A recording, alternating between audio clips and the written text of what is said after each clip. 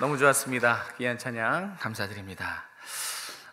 또 자리를 지켜주셔서 너무 감사드리고, 이렇게 많이 올 줄 몰랐습니다. 여러분들, 제가 좀 방심을 좀 할 수 있게 해주십시오. 네, 어떻게 고향엔 안 내려가십니까? 네, 갔다 오신 분도 계시더라고요. 갔다 오신 분도 계시고, 혹시 이제 예배 드리고 또 부랴부랴 가실 분도 계시는데, 어쨌든 즐거운 가족과 함께 추석 명절 되시고, 추석이란다, 구정 명절 되시고요. 네, 먼저 여러분 새해 복 많이 받으시기 바랍니다. 우리 옆에 분에게 따뜻하게 인사해 줄까요? 새해 복 많이 받으십시오. 네. 우리의 설날은 오늘이죠. 네, 오늘입니다. 오늘 저번 주에 이어서 하나님 앞에서의 예의 두 번째 시간을 좀 본문 말씀을 통해서 함께 나누려고 합니다. 저번 주가 하나님 앞에서 온전함과 순종함으로 드리는 예배였다면, 오늘은 또 한 가지 아주 중요한, 저는 오늘 이 시간이 더 중요하다고 생각합니다. 물론 갖춰야 될 여러 가지 예의가 있지만 가장 기본 중에 기본이라고 할 수 있습니다. 오늘 그것을 다니엘 모습을 통해서 확인해 보려고 합니다. 우리가 읽은 다니엘 10장은 다니엘이 본 환상의 네 번째 환상을 기록한 말씀입니다. 찾아보니까 이때 다니엘의 나이가 약 85세였더라고요. 그러니까 할아버지입니다. 할아버지의 나이에 이제 다니엘이 기도하기 위해서 이제 기도 처소를 찾아갔는데, 그것이 힛대길이라고 하는 강변입니다. 왜 강가를 갔는가? 당시 사람들은 이 강변에 기도하러 많이 갔다고 합니다. 조용해서 기도 처소로 삼기는 딱이었다고 해서 많은 사람들이 강변에서 며칠 동안 기도하고 그랬습니다. 지금 다니엘은 이따가도 살펴보겠지만 새 일에, 그러니까 3주입니다. 21일 동안 지금 일상을 벗어나서 일상과 차단된 상태로 오로지 21일 동안 금식하며 기도에 매달리고 있습니다. 여러분, 일반 성인도 21일 동안 금식하면 힘든데, 지금 85세의 나이로 지금 21일 동안 금식한다는 것은 어쩌면 목숨 걸고 지금 하나님 앞에 나아가고 있는 것입니다. 그리고 기도가 마치는 24일에 지금 놀라운 기도 응답을 다니엘은 경험합니다. 그 응답이 바로 하나님이신 그리스도의 임재예요. 지금 예배자로서 다니엘이 하나님의 임재, 그리스도의 임재를 경험하고 있는 말씀이 오늘 우리가 읽은 말씀입니다. 저는 그런 상상을 해봤습니다. 지금 이 시간 다니엘이 봤던 환상이 우리 이 공간에서 그대로 재현된다면 여러분들은 어떨까? 몸은 황옥 같고, 얼굴은 번갯빛 같고, 눈은 횃불 같고, 그 소리는 우렁찬 함성 같은 그 한 분이 눈을 들어봤을 때, 이곳에 현현하셨을 때, 여러분들은 반응이 어떨까? 그런 생각이 좀 들었어요. 오늘 보니까 두 종류의 사람이 있더라고요. 아마 우리도 비슷할 겁니다. 하나님이 정말 본문처럼 이렇게 우리 가운데 현현하시면, 한 종류의 사람은 혼비백산에서 도망치거나 숨을 수 있을 겁니다. 왜냐하면 놀랍지 않습니까? 우리가 분명히 하나님이라는 것을 알지만 한 번도 경험해 보지 못한 초자연적인 하나님의 현현 앞에 우리의 믿음이, 우리의 이해가 감당할 수가 없어요. 혼비백산에서 도망칠 수 있을 것입니다.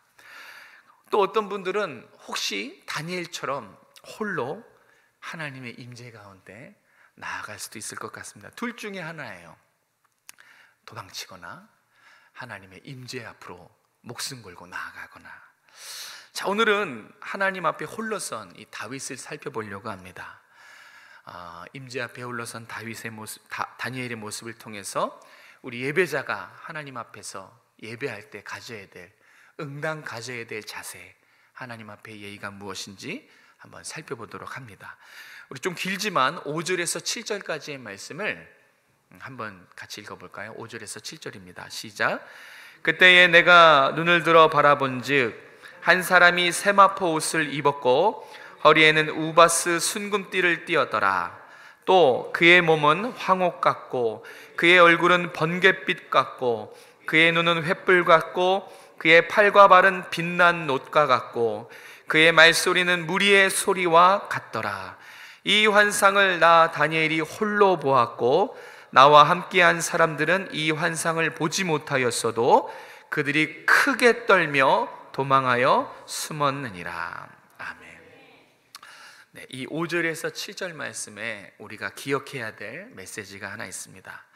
우리가 먼저 기억해야 될 것은, 예배는 크신 하나님 앞에 홀로 서는 시간이라는 것을 오늘 5절에서 7절은 우리에게 알려주고 있습니다. 기억해 보십시오. 예배는, 지금 이 시간은 크신 하나님 앞에 내가 홀로 서는 시간입니다. 우리 2절과 3절에 보면, 우리가 읽진 않았지만 지금 다니엘이 얼마나 필사적으로 하나님 앞에 기도하고 간청하고 있는지 성경 굳이 기록해요. 그냥 지나치지 않습니다. 85세의 할아버지가 지금 세일에 동안 슬퍼합니다. 3주 동안 정말 슬픔에 젖어서 좋은 음식을 금하고 좋은 음식을 입에 대지 않습니다. 그리고 고기와 포도주를 입에 대지 않습니다. 음식을 끊어버렸어요. 그리고 기름을 바르지 아니하더라. 이 모든 생활은 일상생활을 말하고 있어요. 평범한 일상생활을 지금 다 단절했다는 뜻이에요. 그러니까 지금 다니엘은 필사적이에요. 일상생활을 중단해야 할 만큼 오로지 기도에 전심으로 지금 매달리고 있다는 사실을 가르쳐주고 있습니다. 85세의 나이로 정말 목숨 걸고 하나님 앞에 투신하며 기도하고 있는 다니엘의 모습입니다. 다니엘이 21일 동안 금식하며 간절히 하나님 앞에 매달리고 기도하면서 영적인 세계 가운데로 점점 깊이 나아가고 있어요. 영적인 깊이, 영적으로 깊이 들어가는 순간 이제 그의 눈앞에 환상이 펼쳐집니다. 말짱한 정신이었을 때 이 환상이 펼쳐진 거예요. 다니엘 앞에 한 사람이 등장하는데 그분이 누구시죠? 예수님, 하나님이신 예수님이십니다. 우리가 그것을 어떻게 알 수 있습니까? 이 세마포를 입었다는 것은 제사장을 의미해요. 그리고 우바스 순금띠는 왕과 재판장을 상징합니다. 그리고 그 뒤에 그리스도에 대한 묘사가 나오는데, 몸은 황옥 같고 얼굴빛은 번갯빛 같고 눈은 횃불 같고 팔과 다리는 빛난 녹과 같고 그 함성 소리 같은 우렁찬 소리, 이 모든 그리스도에 대한 묘사는 여기만 기록되어 있지 않습니다. 사도 요한이 반모섬에서 그리스도를 묘사한 요한계시록 1장도 거의 똑같이 기록하고 있는 것을 확인할 수 있어요. 우리 계시록 1장 13절에서 15절까지의 말씀을 같이 한번 읽도록 하겠습니다. 스크린 보시면서 시작. 촛대 사이에 인자 같은 이가 발에 끌리는 옷을 입고 가슴에 금띠를 띠고 그의 머리와 털의 희기가 흰 양털 같고 눈 같으며 그의 눈은 불꽃 같고 그의 발은 풀무에 단련된 빛난 주석 같고 그의 음성은 많은 물소리와 같으며. 아멘. 비슷비슷하게 다니엘도 또 사도 요한도 자신들이 환상 가운데 본 예수님의 모습을 다니엘서에, 요한계시록에 이렇게 표현을 합니다. 정말 이런 예수님의 모습을 본 것이 아니에요. 예수님이 이렇게 생겼다는 것을 성경은 말씀하시는 것이 아니라, 성경에 나오는 하나님, 성경에 묘사된 예수 그리스도는 그것을 간신히 표현한 거예요. 한마디로 말하면 이 언어와 글, 이 한계를 가진 도구로는 표현할 수 없다는 뜻을 얘기하는 거예요. 그런데 그것이 사실이기에 역사성을 나타내는 것이지, 이 유한한 것으로 무한하신 하나님을 절대 표현 못해요. 간신히 말과 글로 표현했다, 이 정도를 얘기하는 것이에요. 도저히 표현할 수 없음을 이야기하는 것입니다. 다니엘이 지금 이렇게 표현할 수 없는, 말로 형언할 수 없는 그리스도의 임재 앞에 선 것입니다. 다른 사람들은 어떻습니까? 같은 자리에 있는, 같은 시간에 똑같은 임재를 경험한 사람들은 혼비백산에서 도망치거나 숨었다라고 성경은 기록해요. 오직 기도의 사람 다니엘만 어떻게 해요? 홀로 하나님의 임재 앞에 나아가는 것을 성경은 기록합니다. 여기서 우리가 예배가 바로 아까 말씀드렸다시피 예배는 크신 하나님 앞에 홀로 서는 시간임을 우리가 기억해야 되는 것입니다. 예배는 이렇게 수많은 사람들이 모여 있어요. 우리 같이 예배를 드립니다. 함께 모여서 예배 드리지만 내가 홀로 하나님을 만나는 시간이 바로 예배입니다. 우리는 이와 같은 하나님의 현현을 감당할 수가 없어요.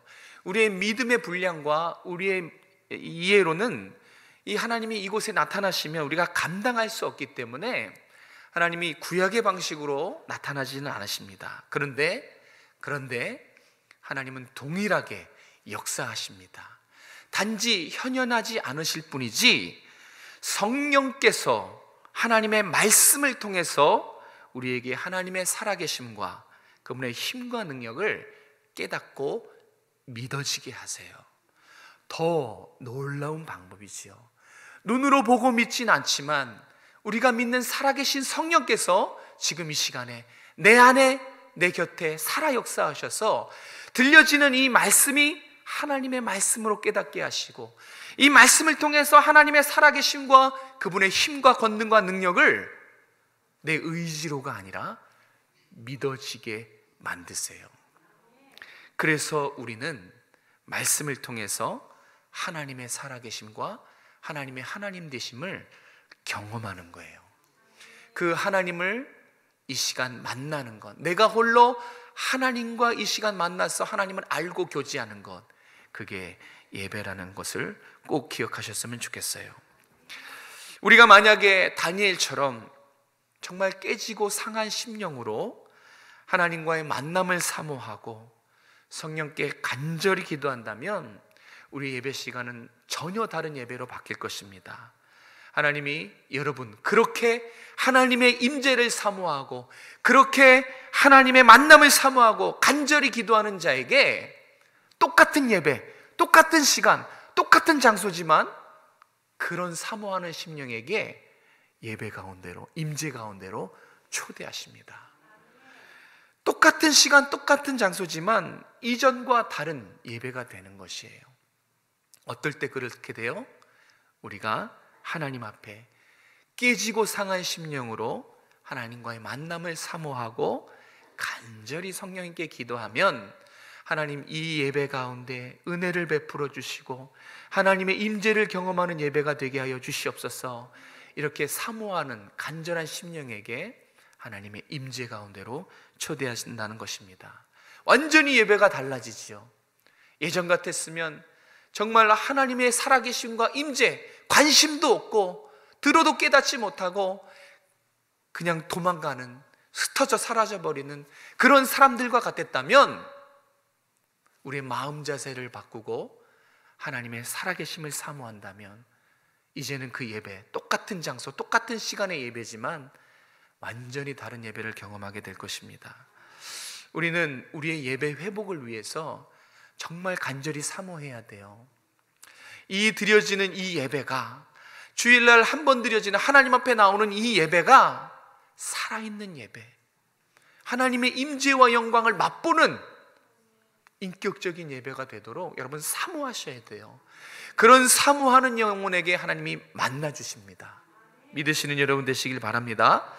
자, 오늘 제가 여러분에게 말씀드릴 것은 이 두 번째 대지입니다. 하나님의 임재 앞에 선 이 다니엘에게서 오늘 우리가 반드시 깨달아야 될 예배자의 아주 중요한 자세 하나가 빛나고 있어요. 분명히 드러나고 있어요. 우리 8절에서 9절 말씀 같이 한번 읽도록 하겠습니다. 시작. 그러므로 나만 홀로 있어서 이 큰 환상을 볼 때에 내 몸에 힘이 빠졌고 나의 아름다운 빛이 변하여 썩은 듯 하였고 나의 힘이 다 없어졌으나 내가 그의 음성을 들었는데 그의 음성이 들을 때에 내가 얼굴에 땅에 대고 깊이 잠들었느니라. 아멘. 여러분, 이 다니엘의 모습이 이게 상상이 되십니까? 자, 여기서 우리가 배워야 될 중요한 예배자의 자세가 있어요. 온전함도 중요해요. 순종함도 중요해요. 그런데 지금 말씀드릴 이 신자가 하나님 앞에서 갖춰야 될 이 예의가 기본 중에 기본이에요. 여러분이 반드시 갖춰야 될 예배자의 자세, 그것은 바로 조금 어려운 말로 종교적 경외감입니다. 따라해 보실까요? 종교적 경외감. 네, 종교적 경외감은 뭐냐면 그냥 단순히 쉽게 말해서 인간이 신을 경험할 때 본능적으로 나오는, 본능적으로 표출하는 반응이 종교적 경외감이에요. 그게 지금 8절 9절 다니엘 모습에 잘 드러나 있죠. 홀로 하나님 앞에 그 환상을 볼 때에, 그 임재 앞에 홀로 섰을 때 어떻게 됐어요? 몸의 힘이 다 빠져서 일어설 힘조차 없고 얼굴빛이 완전히 사색이 돼버리고 힘이 다 없어졌고 얼굴이 땅에 대고 깊이 잠들었다. 이것은 졸도했다는 뜻이에요. 그러니까 다니엘이 이루고 싶어서 이런 게 아니라 이게 신을 경험할 때 인간이 가장 자연스럽게 나타나는 본능적인 모습이에요. 만약에 하나님이 이곳에 현현하시면 여러분도 그렇게 됩니다. 이게 종교적 경외감이라는 것입니다. 신 존재에 대해서 눈을 뜨는 순간 하나님 살아계신 애가 머리로 믿어지는 게 아니라 살아계심을 믿어지는 그 순간에 누구든지 믿는 자나 안 믿는 자나 본능적으로 어떤 마음을 갖냐면 극도의 두려움을 가져요. 이성을 초월하니까요. 전혀 경험해 볼 수 없는 세계거든요. 극도의 두려움을 갖고 신에 대한 극한의 존경심을 갖는데 그게 바로 신존재의식, 종교적 경외감입니다. 저는 이거를 직접 경험해 봤어요. 너무 이 단어가 어려워서 제가 경험한 제 간증을 좀 들려드리려고 합니다. 한 무신론자의 그 고백을 통해서 저는 이 신존재의식, 종교적 경외감을 경험했어요. 제가 2011년 꽤 오래전에 한 달 동안 신학생 때 방학을 이용해서 이제 신약의 땅인 터키로 한 달 조금 넘게 배낭여행을 갔습니다. 거기서 이제 우연히 패키지 여행을 하고 있는 한국팀, 이 한국 사람들 그 그룹을 만나서 약 7일 동안 함께 같이 투어를 했어요.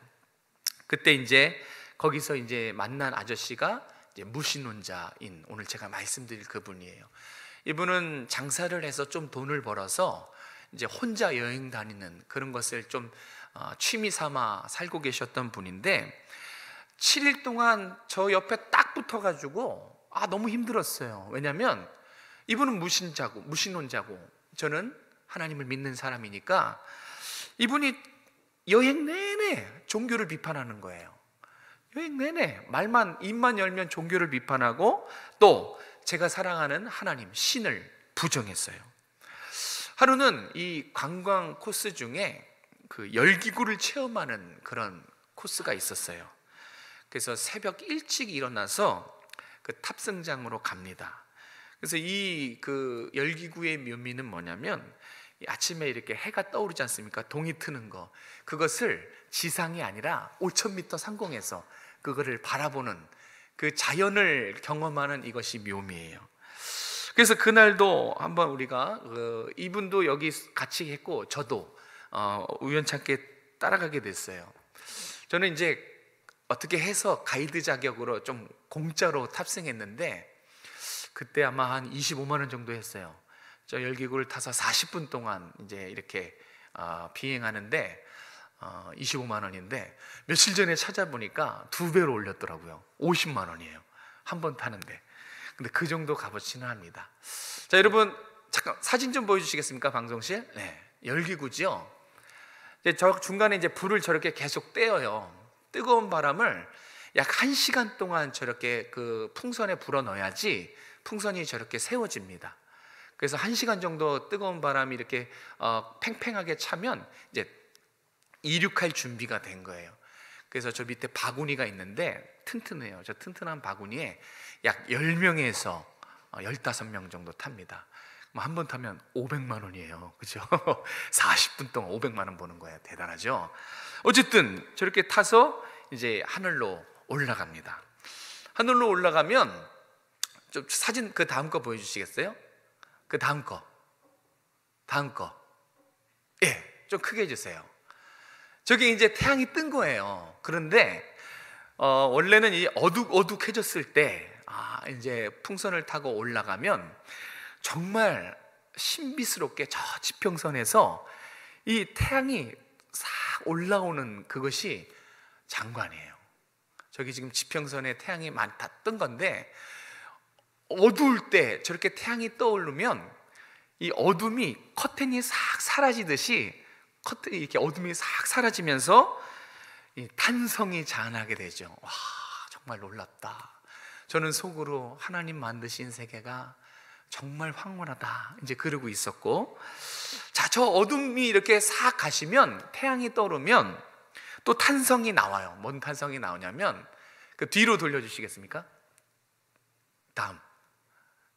네, 저렇게 자연이 숨어 있었던 자연의 위용이 드러나요. 지금 우리가 사진으로 보지만 여러분이 상공에서 두 눈으로 저걸 본다고 한번 생각해 보세요. 다음. 몇 가지 그 감격스러웠던 장면들을 제가 준비해봤는데 다음 한번 열어주시겠어요?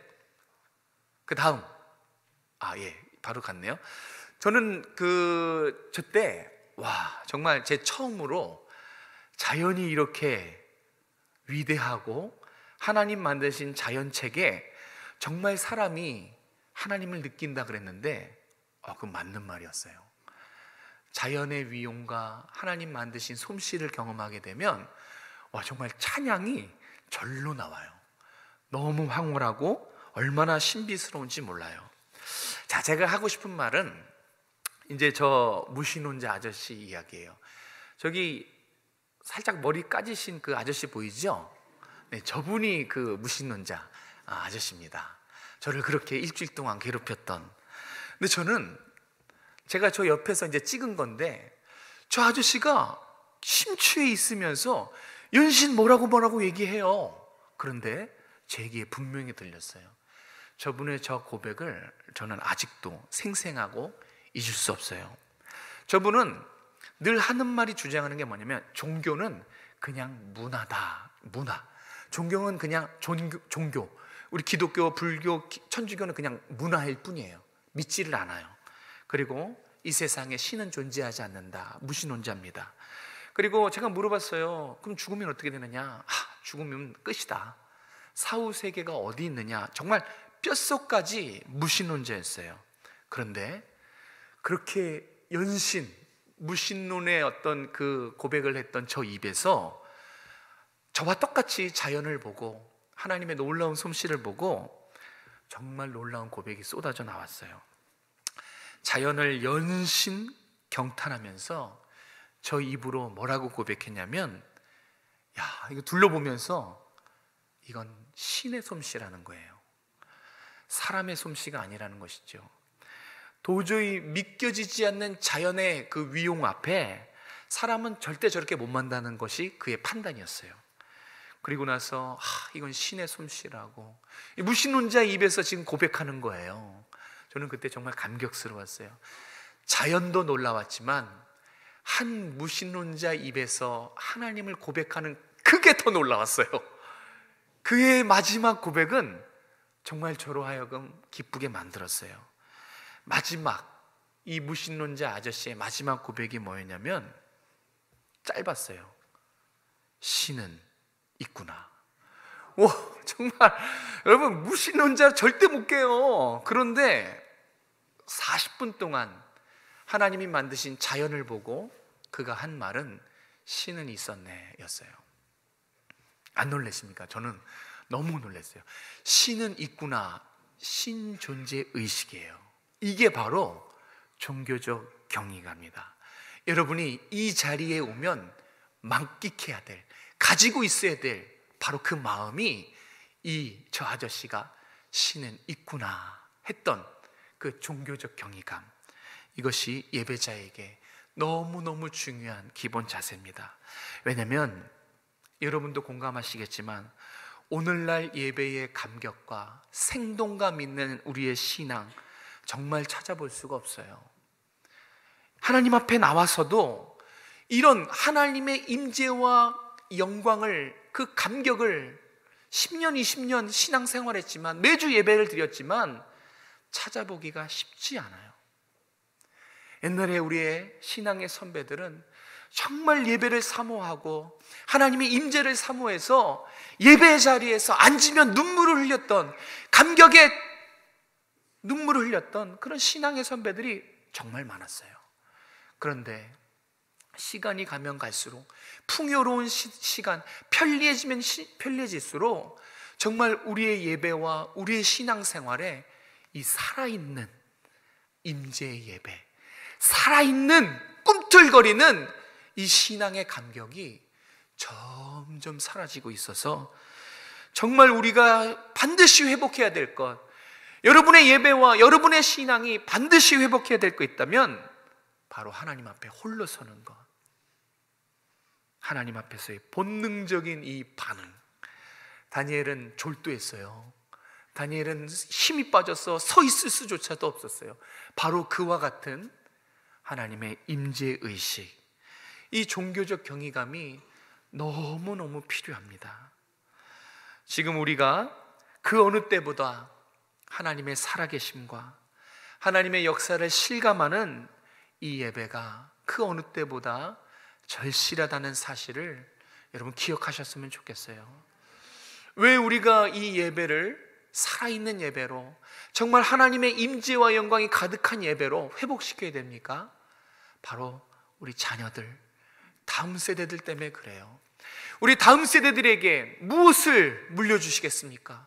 많은 것이 있지요. 그러나 단 하나 반드시 우리가 우리 자녀들에게 물려줘야 될 신앙은 살아있는 예배인 줄로 믿습니다.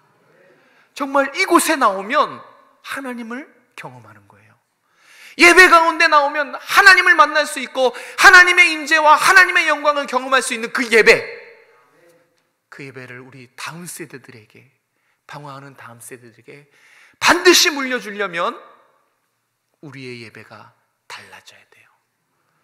이제 매주 드려지는 우리의 이 예배를 하나님이 임재하시는 살아있는 예배로 우리가 바꿔나가야 되는 것입니다. 이것이 하나님이 원하시는 것입니다. 여러분, 하나님의 임재와 하나님의 존재를 예배 가운데 깨닫게 되면, 그 임재를 느끼게 되면 어떻게 됩니까? 아마 모르긴 몰라도 여러분의 삶과 여러분의 가정과 모든 것이 다 달라질 것입니다. 만약에 하나님이 이곳에 살아계신다라는 기쁨과 기대감으로 나와서 은혜를 누리고 하나님의 임재를 경험한다면 아마 숨쉬고 있는 이 공기의 무게도 다를 거예요. 그게 임재예요. 하나님은 이곳에 함께 계십니다. 그 놀라우신 크신 분이 우리와 함께 계셔요. 다니엘이 하나님 앞에 홀로 섰지만 그 하나님의 영광의 무게를 감당할 수 없어서 주저앉아 버렸어요. 완전히 종교적 경이감에, 하나님의 살아계심에 휩싸여 버린 것이죠. 그래서 온몸에 힘이 빠져서 서 있을 수가 없어요. 감당할 수가 없다는 거예요. 얼굴이 사색이 돼 버렸어요. 그리고 하나님의 음성, 그 우레와 같은 하나님의 음성을 들었을 때는 그냥 고꾸라져 버립니다. 이것이 하나님의 임재와 영광 앞에 홀로선 예배자의 진정한 모습이에요. 이렇게 반응하게 됩니다. 저는 이런 반응이 우리의 예배와 여러분의 신앙 가운데 일어났으면 좋겠어요. 정말 같은 하늘 아래 똑같이 예배를 드리지만 어떤 예배는 하나님의 임재 가운데 많은 성도들이 정말 은혜를 누리고 있지만, 또 같은 하늘 아래 어떤 예배는 정말 무미건조해요. 나와 있지만 살아계신 하나님을 만나보지 못하고 경험하지 못하고 가는 교회도 있어요. 어떻게 이렇게 다를까요? 어떻게 같은 하늘 아래 똑같이 하나님을 향해서 똑같이 예배드리는데, 누구는 오늘 성경에 기록된 것처럼 두렵고 공포해서 흩어져서 도망쳐버리고 아무런 예배의 감격과 아무런 흥분을 느끼지 못하고 매일 왔다 갔다 하는데, 또 어떤 예배는 하나님의 살아계심을 느끼는 겁니다.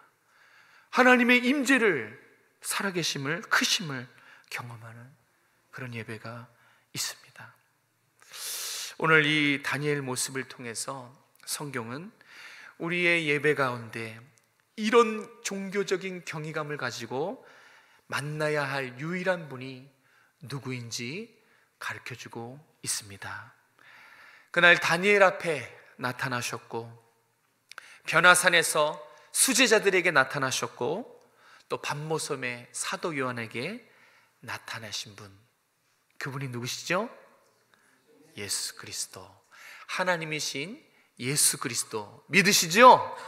그분 앞에 다 똑같이 반응했어요. 그럼 여러분, 지금 이 시간에 살아계시고 우리를 사랑하셔서 이곳에 함께 하시는 분 누구십니까? 예수님이신 걸 믿으시죠?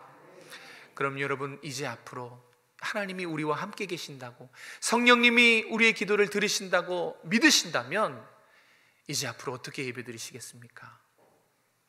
여러분, 하나님의 임재를 사모하시기 바랍니다.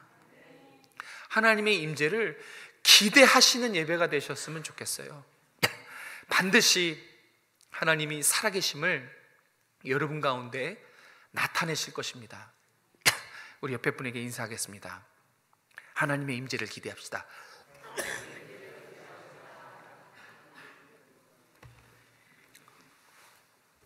거창한 것이 아니에요.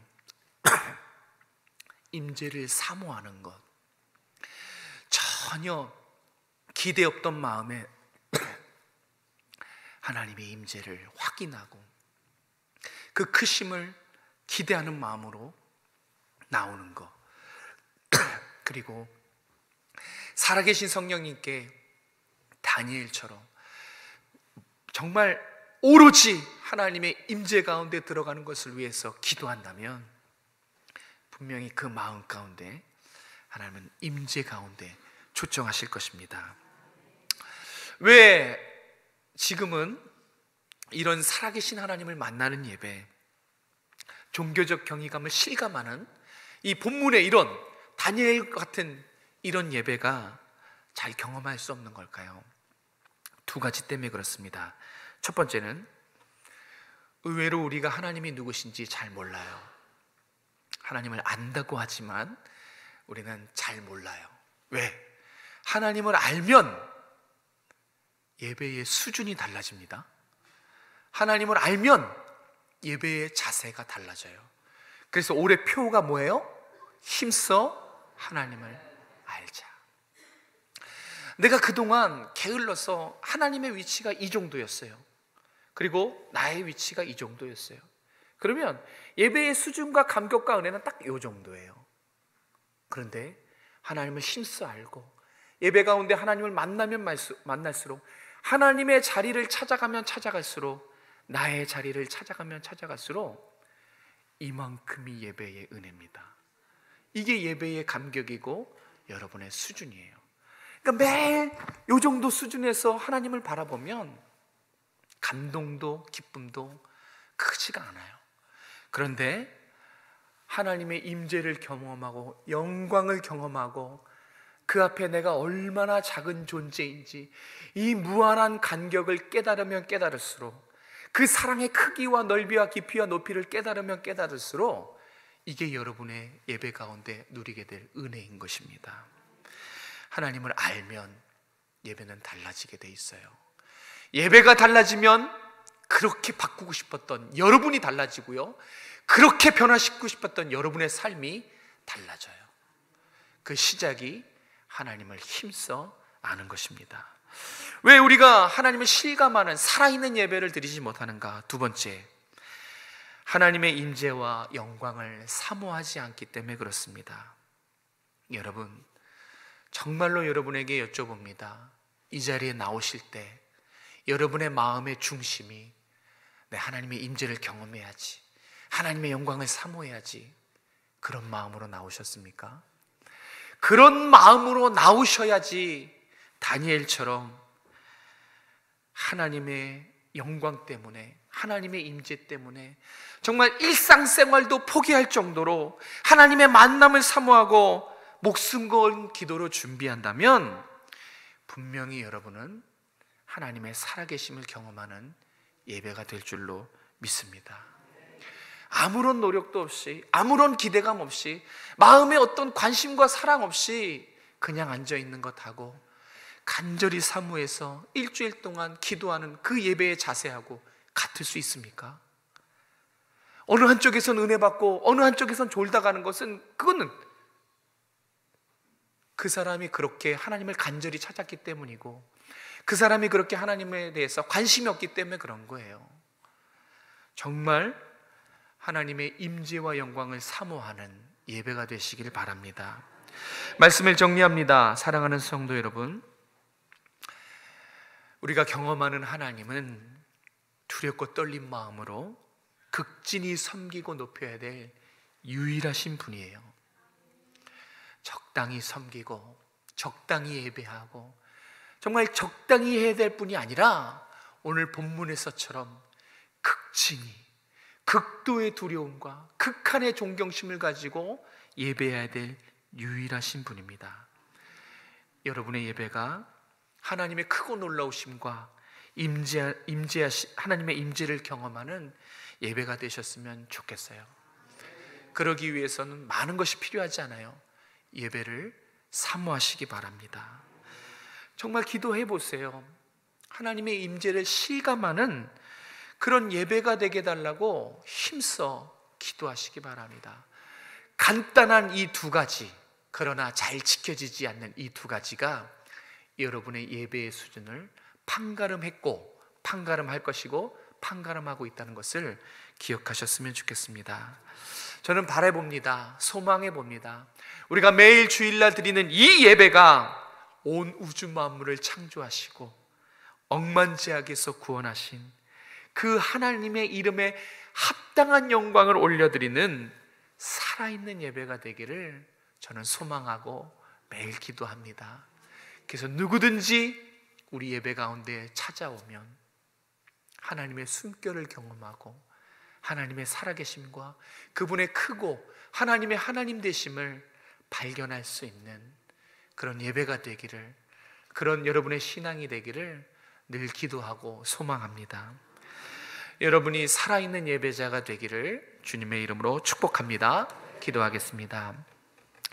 거룩하신 하나님, 자비하신 하나님, 우리에게 말씀하여 주시니 감사합니다. 예배자의 중요한 기본 중의 기본인 이 종교적 경외감, 하나님을 느끼고 경험하고 바라보고 살아계신 하나님으로 인격적으로 만나는 예배가 될 수 있도록 도와주셔서 우리의 이 예배가 사랑하는 우리 자녀들에게도 전수되어지길 원합니다. 그래서 방황하는 우리 자녀들이 예배를 기대하고 예배를 통해서 하나님의 살아계신 임재와 영광을 경험해서 우리 자녀들도 하나님께 영광을 올려드리는 삶을 살아갈 수 있도록 함께하여 주시옵소서. 우리 사랑하는 성도들, 여기까지 인도해 주신 것을 감사드립니다. 가정과 사업과 직장에 주님께서 은총을 베풀어 주시고 하나님의 임재가 충만케 도와주시며 늘 가족이 화평하고 하나님 안에서 은혜를 누리는 가정들이 될 수 있도록 인도하여 주시옵소서. 지금 이곳저곳으로 고향을 찾아간 우리 지체들, 하나님 안에서 하나님 가족들과 함께 주님의 사랑을 누릴 수 있도록 도와주시고 오고 가는 발걸음이 복되게 하시며 안전하게 가정으로 돌아올 수 있도록 은혜 더하여 주시옵소서. 거룩하신 예수님의 이름으로 감사하며 기도드렸습니다. 아멘.